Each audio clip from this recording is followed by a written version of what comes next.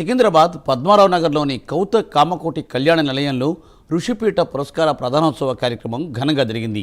2024వ సంవత్సరానికి గాను ఆయుర్వేద వైద్య రంగంలో విశేష కృషితో పాటు సాహిత్య రచనలు చేస్తున్న అల్లన్రాజు గాయత్రీదేవికి పురస్కారాన్ని అందజేసి సన్మానించారు. ఈ కార్యక్రమానికి ముఖ్య అతిథిగా హైకోర్టు న్యాయమూర్తి కె లక్ష్మణ్, ఋషిపీఠం వ్యవస్థాపకుడు షణ్ముఖ శర్మ హాజరయ్యారు. ఈ పురస్కారం తనకు లభించడం గొప్ప సంతోషాన్ని, సంతృప్తిని కలిగించిందని పురస్కార గ్రహీత గాయత్రీదేవి పేర్కొన్నారు. విద్యల్ని గౌరవిస్తూ పురస్కారం ఇస్తున్నది.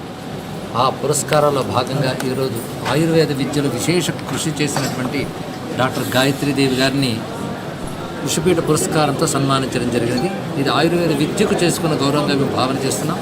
ఆయుర్వేద విద్య విషయంలో ఒకవైపు అధ్యాపనం చేస్తూ, మరోవైపు గ్రంథాలు రచిస్తూ, ఎందరికీ చికిత్స చేస్తూ ఆయుర్వేద విద్య యొక్క ప్రశస్తిని నిరూపిస్తున్నటువంటి డాక్టర్ గాయత్రీదేవి గారిని ఈ విధంగా సత్కరించడం ఋషిపీఠం ఆనందంగా, సగర్వంగా భావిస్తుంది.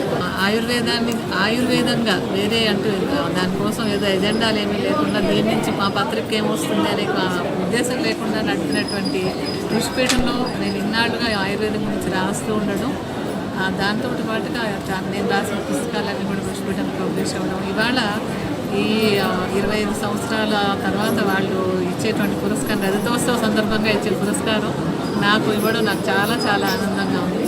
అలాగే నేను ఈటీవీలో కూడా చాలా కార్యక్రమాలు, జీవన జ్యోతి కార్యక్రమం కానివ్వండి, లేకపోతే ఈటీవీ లైఫ్లో కానీ, సుఖీభోలో కానీ, అక్కడ కూడా ఇదే సిద్ధాంతంతో, అంటే నాకు ఈ రిటర్న్ ఏం వస్తుందనే ఉద్దేశం లేకుండా నేను కార్యక్రమాలు చేశాను. ఈటీవీ వాళ్ళు కూడా నాకు అదే ఉద్దేశంతో, అంటే మీరు ఇలా మాట్లాడాలని చెప్పకుండా దేశానికి ఆయుర్వేదంతో